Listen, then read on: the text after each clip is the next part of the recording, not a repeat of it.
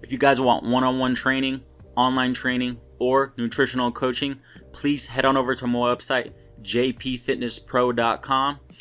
Just go to the services tab and select which one you would like. You can also subscribe to my newsletter and contact me through my website as well. If you haven't already, please subscribe to my YouTube channel and click the notification bell so you never miss a video. Thanks. What is up, everybody? This is JP here, coming at you with another episode of the Exercise Science Podcast. First things first, I have to address that I was going to upload 2 more videos last week about Saturday, but if you can't hear it from listening to this podcast, it should be kind of obvious that I'm kind of sick. It was hard for me to talk all last week, and I was much worse Friday, Saturday. Like, my voice was, it was like, I was just really sick, and it kind of really got to my throat, so it was just hard to talk, and it was very raspy. Like, I couldn't even, anyone could barely even understand me. My family and friends, they could barely understand me, so there wasn't really much I could do. I tried to think of other ways that I could kind of fit in some more videos, but, if I can't talk, I can't talk. So I had 2 more videos planned on Saturday, but I had to hold those off, and I'll be getting those to you guys in the next couple of days. But right now I feel okay enough to talk, and hopefully my sickness doesn't make it so that it's too hard for you guys to understand me. Then to start off with the daily fact about me, I'm always try to come at you guys with the daily fact about me or something, that's a little bit interesting, or something that's about me that you guys can know, and you guys can let me know something about yourself so I could get to know my subscriber base. Last weekend on Saturday, I watched the UFC 232. Yep, I really liked it. It was a good pay-per-view overall. I was a little bit disappointed in the main event, John Jones versus Alexander Gustafsson. I really wanted Alexander to come through. I'm not a big fan of John Jones. I honestly believe he's a cheater. I just don't, I don't buy his excuses, and again, why would anyone agree with a cheater and someone who consistently lies? So I really wanted him to lose, but hey, besides all the gear he takes and the lies he does, he's still a great fighter, a lot of good technique, and Gustafsson just couldn't pull through. Other than that, the co-main event was really well. Amanda Nunes really came with the upset. I liked both Amanda Nunes and Cyborg, and I thought Cyborg was going to win. Obviously, the Vegas odds were in her favor. I really thought she was going to win, but hey, man, I wouldn't be surprised either way, though. If Amanda won, I was surprised though with how quick the fight was and how it ended. So yeah. If you guys haven't watched that, Amanda Nunes won by knockout. Overall, it was a great card. Again, just a little bit of a boring main event and not the outcome that I wanted. So let me know what you guys thought about that. All right, today's episode of the Exercise Science Podcast is going to talk more about different rep ranges. I did a video on this, and it seemed that a couple people were a little bit more confused about the rep ranges. So I'm going to cover this in another podcast, and I might have done a podcast on this as well, but I'm just going to cover it a little bit more in depth. This episode is going to cover some of the articles from MASS. MASS is a research review done by Greg Nuckols, Eric Helms, and Mike Zordos. It stands for Monthly Applications in Strength Sport. They basically review studies that are current, and sometimes they'll review some old ones, and they give you their opinions on them. I'm not affiliated with MASS in any way. I'm not getting any money or anything. This isn't a sponsorship going on from them. I just really like MASS, and I'm going to try to talk about it in my own words and not just rip right from the thing. But again, it's a really good research review. If you guys like reading about studies, I really suggest you check them out. But like I was saying, I'm going to talk about rep ranges.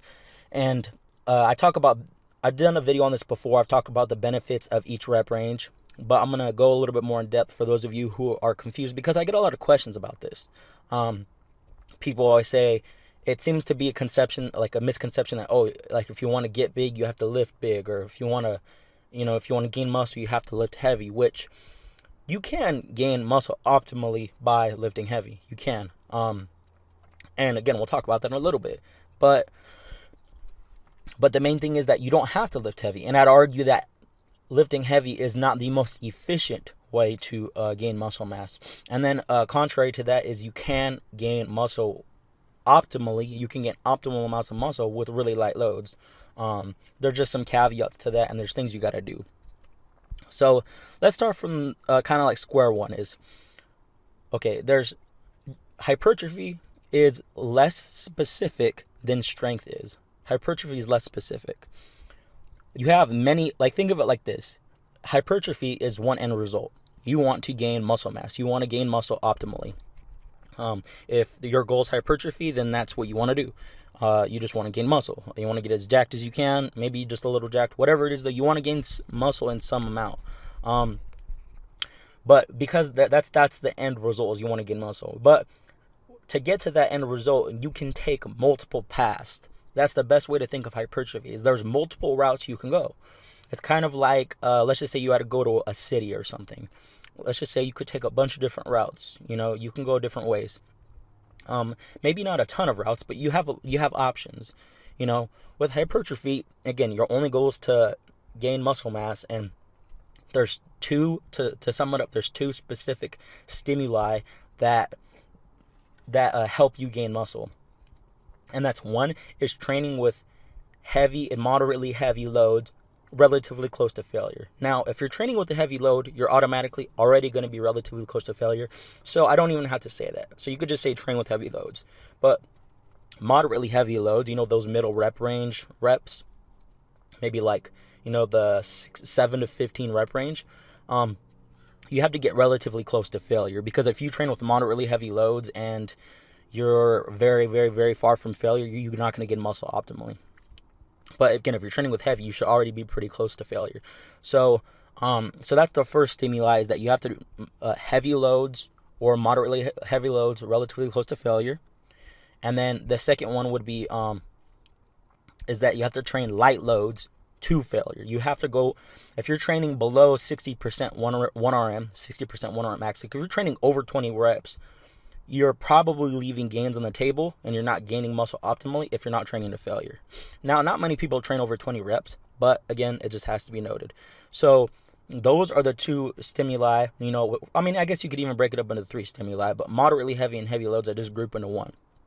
But again, so those are the things, is if you train with light loads, you have to go to failure. If you train with heavy or moderately heavy loads, you just have to get relatively close to failure. Now, if you do those things, you will gain muscle, some amount of muscle, whether it's a minuscule amount or a lot. Now, a lot of you, the smarter individuals here who are nitpicky may say, well, what if you do what you just said and you're doing less volume? All right, I understand that. I'm just saying that if, let's just say you take someone who's not working out and you apply the stimuli that I just talked about to them, you take them into the gym and then you do one set of bicep curls to failure, they're going to make some gains from that. And if that's a light load. Now, let's just say we go heavy and we have them do heavy one set of barbell curls for 7 reps or 6 reps. If it's heavy, it should be relatively close to failure already. They're going to make some gains from that. Now, what dictates, that's the stimuli you need. Now, how do you get more gains? How do you basically increase the magnitude of that adaptation? How do you increase that magnitude of those gains? And that's where you need to do more. Once you have that proper stimuli in place, you need to do more of that stimuli, and that will increase the magnitude of adaptation you have, which is hypertrophy, gaining muscle. So let's just say you take the moderately heavy loads relatively close to failure. You do one set of that. Now, once you get adapted to that one set, if you do a second set, you will make more gains.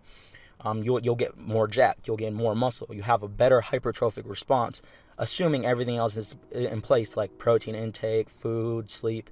Again, assuming everything else is correct. There's no point in nitpicking my example. You know what I mean.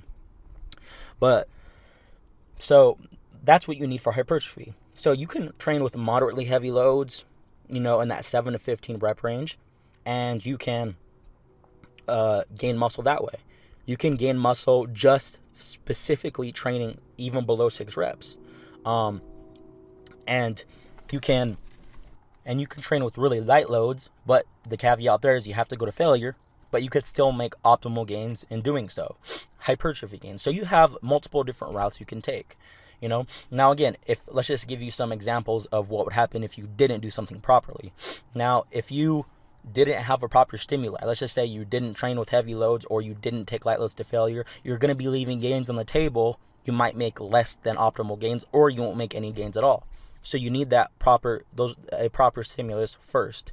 Now, training volume, again, you want it to increase over your training career. You want to be able to do more. And again, I did a video on training volume and calculating it in my last, I think it was my last episode or last podcast. You should definitely check that out about training volume. I think it was in my last podcast. Yeah, actually it was. So I recommend you guys check that out. So I'm not going to go too much into depth on how to calculate volume, but you can calculate volume different ways. Volume load, which is sets times reps times weight, or there's been more data that has been coming out that basically says that as long as you're doing more than 6 reps, you can calculate just the number of hard sets that you have.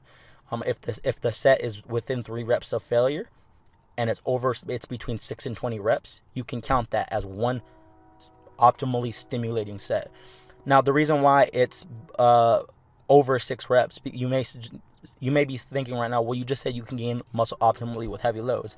You can. The thing is, though, that if it's below 6 reps, you might have to do more sets because it's just not enough volume load there. That's where volume, if you want to count volume as in just strict sets, you have to, there's a certain parameters there to count volume that way. Now, you can count it as in volume load. Again, a lot of studies count volume as in volume load, sets times reps times weight. And I guess I would, honestly, it's probably difference is like if you're training between the 6 to 20 rep range, you can count volume as in volume load, or you can count volume as in just the amount of hard sets you have, which makes it real simple. And if you go below 6 reps, you might have to count it as in volume load, sets times reps times weight. Because again, you can gain muscle optimally doing it that way. And that's where, so essentially what you want to do is you want to be able to do more over your training career. If you don't do more, like you do less, let's just say you train with, you're doing 10 sets per muscle group per week, and you all of a sudden reduce the amount of sets you do. You go down all the way to 3 sets per muscle group per week. You're probably going to have some regression there. You're probably going to go backwards in those adaptations that you had. Now, it might take a while for that to happen because regressions aren't super fast, especially if you're lifting still. It's easier to maintain your strength and size than it is to build up more. But again, you're still going to regress. At what rate, I don't exactly know.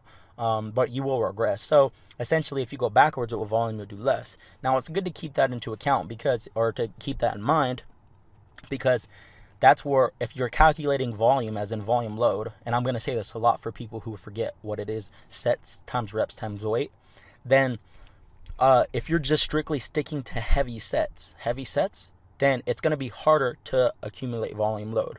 And this is where we're going to go into the first study. And it's a study, but there's also the article in Mass, which I'm going to go over it kind of in my own words. Again, I'm not trying to give away the whole article from them because, again, I recommend you guys check that out.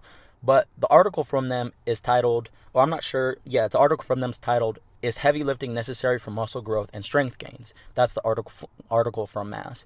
They're basically trying to figure out do you need to lift heavy to be able to make optimal gains? This is what people always say. The study reviewed is titled "Strength and Hypertrophy Adaptations Between Low versus High Load Resistance Training: A Systematic Review and Meta-Analysis" by Schoenfeld et al. Now, to sum up their words and kind of what they said in the article, I'm not going to say it word for word, is basically that if you're training greater than 60% of 1 max, which, again, you can give reps for that, but everyone varies greatly and how many reps they can do at a given percentage of 1RM. But for here, it says that if you're training greater than 60% 1RM, I think that's around 20 reps, if I'm not mistaken.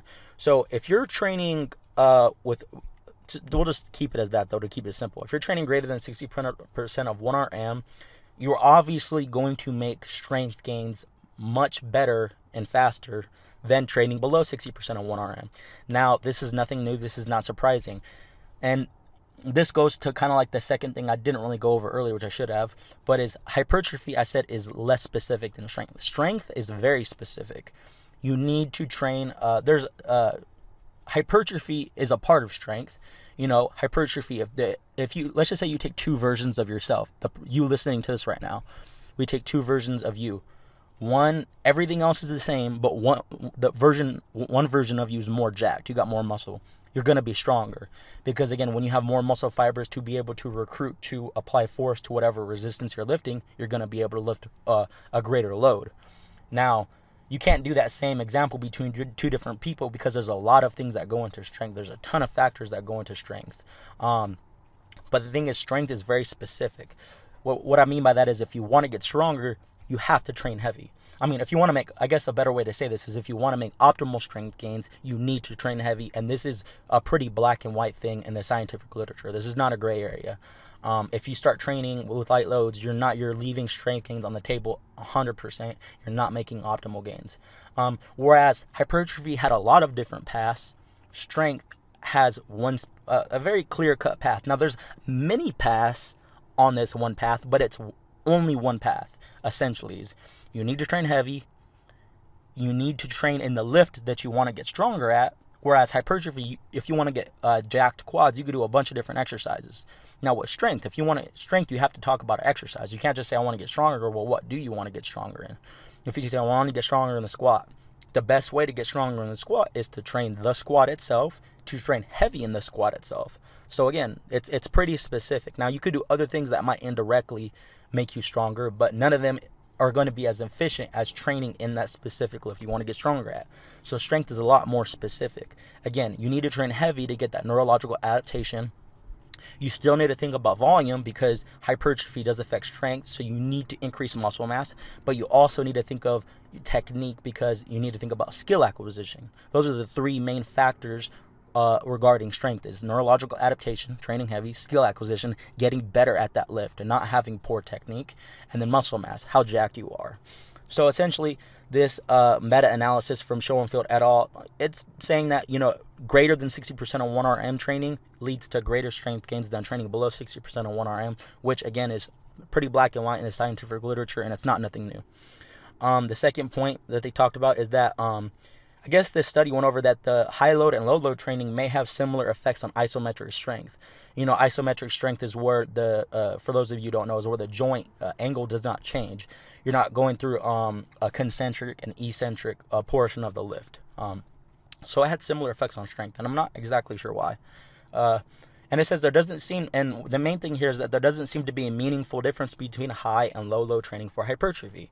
And the next study I want to talk about is going to go more specific on that third point. So essentially, training greater than 60% of 1 rep max and training below 60% of 1 rep max leads to similar gains in hypertrophy. The only thing you have to think about is that if you start training below 60% of 1 rep max, you pretty much have to go to failure. So then those are the main differences between training greater than 60% of 1 rep max and training below 60% of 1 rep max, is that you can make the same amount of gains, but because strength is very specific and you get stronger with heavier loads, that even though you might make the same hypertrophic adaptations, that the people who train heavier are going to be able to get stronger. Now, those are extremes. You're either doing one or the other. This is obviously a study, and that's what they wanted to do. They wanted to train either above 60% of 1 rep max or below 60% of 1 rep max. Many people don't train like that. They don't train either this or that like that. They train in multiple rep ranges. But what I'm saying is that you can make, again, hypertrophy is less specific than strength. You can gain muscle in a variety of rep ranges, and this meta-analysis from Schoenfeld et al. Basically went over that. Now, I'm not sure if this is the one from Schoenfeld et al. I think it is. But he did have a Schoenfeld. No, I think it isn't. I think he also had another meta-analysis, and I think it's actually in the reference section of this Mass article. They're good shit. They're always good on their citing sources. But essentially was Schoenfeld had another meta-analysis that he did, and this is relevant. And this isn't the second study I was going to go over in this podcast, but I have to bring it up to prove to make a point here. But is that Schoenfeld had another meta-analysis that compared heavy loads. Now, this wasn't even high loads at this point. It was heavy loads. I'm talking about 3 rep maxes versus 10 rep maxes. The 3 rep max group had longer rest periods, obviously lower rep ranges, heavier loads, basically kind of like powerlifting type training. And then the 10 rep max group was your typical bodybuilding type group. Now, I'm pretty sure they were calculating volume as in volume load, and they equated volume between the two groups. And what do you know? Like I said earlier when I mentioned volume, is that when you increase volume, you're going to get more and more you're going to get a greater magnitude of adaptation, which is you're going to get more jacked. But what this study showed is that if you keep volume consistent between two groups, you're going to get similar hypertrophic responses. So in this meta-analysis, both groups pretty much gained the same amount of muscle mass. There were basically no differences between the two groups, which shows that again, it's hypertrophy is less specific. You can make the same amount of gains with heavy loads, light loads. The meta-analysis from Schoenfield, the other one showed it. This meta-analysis right here that I talked about at the beginning showed that you can gain it with light loads below 60% of 1 rep max. So all the data is pretty much showing that you can gain it with heavy loads. Now, what are the caveats? In this second meta-analysis from Schoenfield, what happened was in the heavy load group, the 3 rep max group, they had a lot more dropouts than the 10 rep max group. The people doing the 3 rep max training style verbally said that it was harder and that they were more beat up. They verbally said that they were harder, they were tired, and the sessions took a lot longer because they had longer rest periods. I think it took like 3 or 4 times longer, something ridiculous like that. It was pretty ridiculous. And the group that did the 10 rep max, because they had to equate volume, they had the 10 rep max group just had a much shorter workout. They could have done more, but they didn't let them do more because then volume would have been controlled. So knowing that, they made similar hypertrophic responses. But again, that's not practical. What's the practical takeaway from that is that you can make the same adaptations, but you're not going to want to do a program where you're consistently feeling beat up. You're training 2 to 3 hours every single time, and I would be safe to say that you're increasing your risk of injury when you're constantly and only training with heavy loads. So even though you can make optimal gains with really heavy loads if you equate volume, but because you have to train because you have to do more sets with heavier loads to equate volume with that middle rep range, it's going to leave you a lot more beat up and fatigued. I'd argue that you could even easily get to a point of overtraining if you train with heavy loads all the time and that's all you do for your training. Think about it like this. If we're calculating volume as in volume load, let's just say someone's 1 rep max is 100. Let's just go with 100 pounds because it's a neat number. That means, let's just say they're doing 100 pounds on the deadlift. Let's just say that means that 90 pounds would be 90% 1RM, and I think that equates to 3 reps, 3 to 4 reps, 3 reps, something like that. Let's just say it's 3 reps. So if they do 3 reps of 90 pounds, that would be 270 pounds. And if they did 3 sets, that would be 540, 6 or 740. It would be 810 pounds of volume load that they did, because that's 90 times 3, then times that by 3. So it'll be 810 pounds of volume load. Now let's just take, and those would be pretty hard sets for someone training with 90% 1RM 3 reps. Those would be very challenging sets. Now let's just take someone who did the let's just take someone who's training at, let's just say they're taking 70 pounds. Which is 70% of their 1RM. They could easily do, that's about 10 reps. One set of 10 reps at 70% 1RM, someone in that group is going to be doing 700 pounds volume load. And if they did 3 sets, that would be 2,100 pounds volume load. 2,100 pounds compared to 810 pounds volume load. Now, if that heavy group wanted to match that volume load, how many more sets would they have to do? They'd probably have to do around 8 sets. 8 sets versus a very heavy work, very challenging, probably much higher RPE. Even if it's the same RPE, it's still heavier loads. It's going to be more stressful on your joints, more stressful on your tendons, ligaments.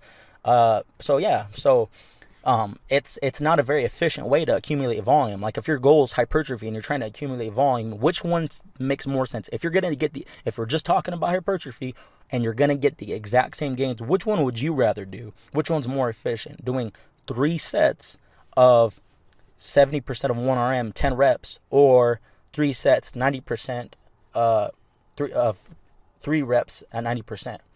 Oh no, 8 sets, of 3 reps at 90% of 1RM. Obviously, it's going to be the former. That's going to be much more efficient. Because guess what? You're making much more. If you just did one more set you're making even more gains than that. That's assuming that I stopped that person at 3 sets. If you compared 8 sets and 8 sets, it's not even close. It's way easier to accumulate volume in that middle rep range. So that's what the study, the other meta-analysis from Schoenfeld showed. Is that yes, you can gain hypertrophy at multiple different rep ranges, but is it practical to train heavy and get all your volume from heavy work? No, it's not. By far, it's not. Definitely. So that's one thing that you have to think about. So again, you can, but it's the same thing there. Now, let's go to that second article from Mass, and it's titled "How Low Can You Go? Finding the Bottom End of Effective Low Load Training." This was essentially the third point in that previous article that I told you about that we're going to go more in depth on. Is that the previous article said that below 60% on 1RM, you make much less strength gains compared to above 60% on 1RM, but you can make optimal hypertrophic adaptations. Now, some of you may have already thought, well, how low can you actually go? Is it just below 60% on 1RM all the way down to 1% 1RM? What if my bench press is 200 pounds? Or let's just say your bench press is 300 pounds for someone who's really strong. 1RM, that's your 1RM max. Can I train with 3 pounds bench press and just do a bunch of reps and make optimal gains? And this study pretty much showed, not really, no. Basically, 40, 60, and 80% of one repetition maximum led to similar muscle growth when matching for volume load. And volume load is sets times reps times weight. But when they started training with 20% on 1RM, that led to less biceps and quad hypertrophy. So essentially, that bottom threshold is somewhere between 20 and 30%, or 20 to 40%, somewhere in there. We're not exactly sure. And then obviously in the same study, let me tell you the title of the study, because I just gave you the title of the article. It's Effects of Different Intensities of Resistance Training with Equated Volume Load on Muscle Strength and Hypertrophy from, sorry if I butchered this name, Lasavicis et al. So yeah, the second key point though was that heavier loads led to the larger strength gains, which obviously made sense. So basically 80% training with 80% on 1RM is going to give you better strength gains than 60%. 60% is going to give you better strength gains than 40%. Again, black and white in the scientific literature. When strength is very specific, you need to train heavy if you want to get stronger and optimize strength gains. And again, there is a benefit of low loads. Like again, this study showed that you can go pretty low. I think 40% of 1RM is like 30 to 40 reps or something. Most people aren't training in the 30 to 40 rep range in one set. And if you are, you can take it to failure and you'll make optimal gains. But if you start training greater than 40 reps, I think that would be somewhere around, I'm not sure where that is with the 30% 1RM. The thing is, if you're going crazy reps, like 50, 60, 70 reps, you're probably training so light that even training to failure is not going to get you optimal gains. That's essentially what this is saying. Now again, I don't know what 20% of 1RM equates to repetitions done. It's going to vary greatly between people. But yeah, so that's what you have to, that's what we basically got from this. But yeah, that's the only really caveat is that again, if you're training light loads, you have to go to failure. And then that bottom threshold is around 20%. 30 to 40% is pretty much right around there is the bottom that you can go. That training to failure can get you those optimal hypertrophic adaptations from those sets. So essentially, again, so to kind of recap everything is that, look, you can gain muscle. I just went over these two studies. Again, Mass, thank you for putting out really good content. You guys should go check that out. Again, it's monthly applications in strength sport from Greg Knuckles, Mike Zordos, and Eric Helms. But yeah, so these two studies that they covered in the review showed that you can gain muscle optimally at all rep ranges. And the bottom threshold that you can gain muscle optimally would be at that 30 to 40% 1RM. You start going below that, 20%, 10%, even if you train to failure, you're going to be leaving gains on the table. So that's still pretty low. Essentially, if you're training like pretty much 99.999% of people, you can train in the higher rep ranges. You can train 20, 30 reps. You just have to go to failure if you do that. Now, what are the drawbacks? I already went over the drawbacks of training heavy all the time. again, it's inefficient way to accumulate volume. It's very inefficient because, again, you just get beat up, you increase your risk for injury, ligaments, tendons get real sore.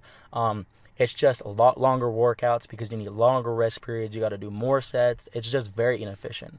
And again, like practically, you don't make more when matched for volume load. You don't make more gains with the middle rep ranges, but in a practicality sense, for your average person, you will make more gains training in the moderate rep ranges. Why? Because you're going to be able to do more sets. You're going to be able to get more volume load in. These studies stop people from doing more volume load because they're trying to control for that variable. But again, as a practical standpoint, someone who goes to the gym and only has so much time to work out and can only tolerate so many heavy sets, and we're human and we get injured, I in that sense, I would say that, again, you make more gains with the moderate rep ranges because you can accumulate more volume and you can do more sets. So again, heavy, you can technically make the same gains with heavy loads, you can, but practically, not really. Again, practically no. Now the high rep ranges. Well, what are the benefits of that? High reps, which means you're working with low loads, are a lot less taxing on your joints, your ligaments, your tendons. It's light loads. So if you have an injury or something, if you do like a blood flow restriction training, BFR training, and I'm not going to get into that subject right now, you can look it up, for a muscle group, and you're training with high reps, that's been shown to get very positive results when it comes to hypertrophy. So if you're like rehabbing an injury but you want to make optimal gains, boom, BFR with low loads, high reps is good.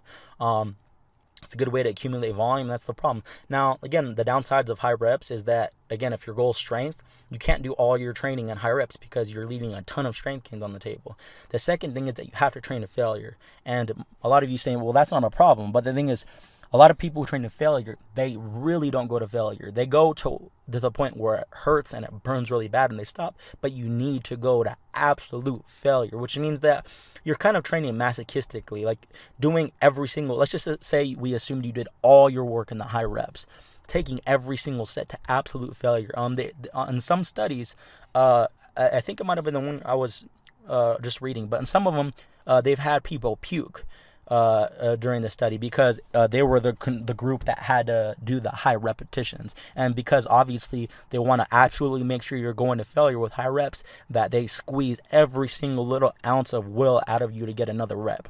And doing that for every single set can also not be practical. Just like heavy loads have that non-practical point to them, so do the high rep ranges, because you have to take every single set to absolute failure if you don't want to leave gains on the table. So again, good for joints, tendons, ligaments. You want to give them a break. Oh, and one other positive thing for high reps is a lot of people like getting the pump. You want to get the pump. A lot of people like the feeling of the pump because, again, I mean, it just makes you feel like you're doing something. Heavy loads, they don't really get you a pump. And I like training heavy. Heavy has its own thing, but they don't really get you a pump. Light loads get you a pump. High rep hammer curls or high rep bicep curls or high rep like arm exercises. You get a crazy pump, you feel jacked. So, getting that pump feeling can also be something that will increase adherence. So that's something else you got to think about. The middle rep ranges, they're that good rep range to accumulate volume. That's very practical. It's not going to beat you up left and right like heavy loads, but it's also, you don't also have to take them to failure. You just have to take them relatively close to failure.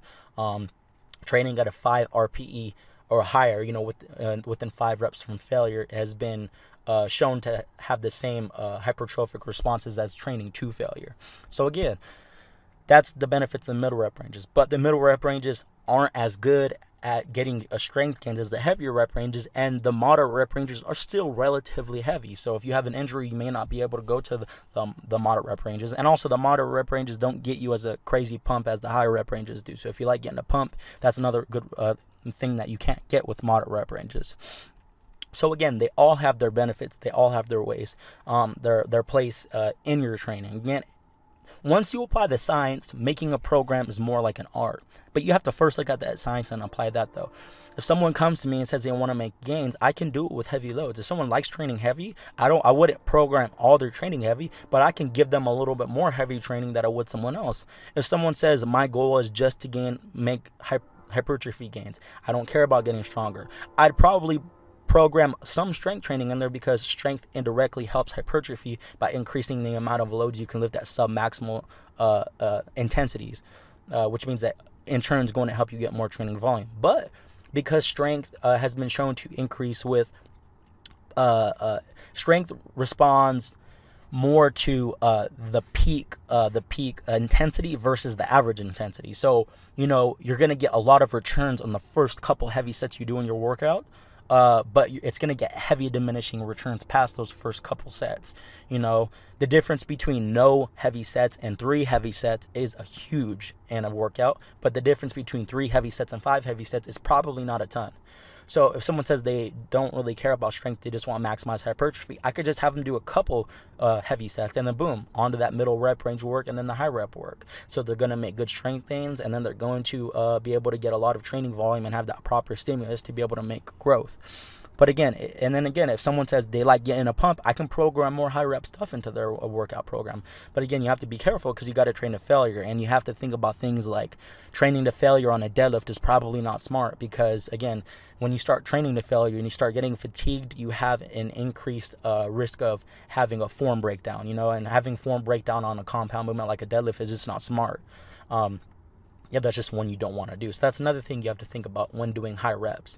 So they all have their pluses and minuses, and they all have their places. The thing is, if you're training with, to kind of sum up the whole thing, is if you're training with light loads, you have to go to failure.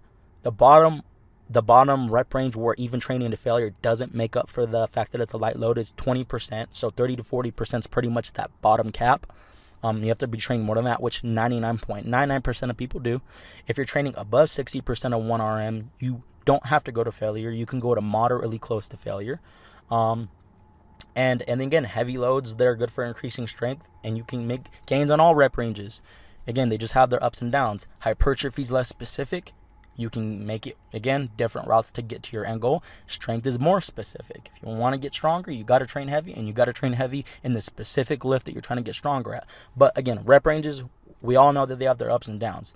Hopefully this cleared up a lot of stuff for you guys. Again, I've seen a lot of you, saying in my other video about, well, I thought it was this, or you have to train heavy, or I'll respond this. Again, you have to think about all the rep ranges, and the main thing is once you have the proper stimulus, training volume dictates the magnitude of adaptation. Not heavy loads do not dictate the magnitude of adaptation when it comes to hypertrophy. It's training volume, and you can still get a lot of training volume with heavy loads. It's just less inefficient, and it could be not inefficient with high rep training too, because you got to go to failure. That's why those moderate rep ranges, that 7 to 15 rep range, is just really good because it kind of removes the 2 greatest drawbacks from the other rep ranges.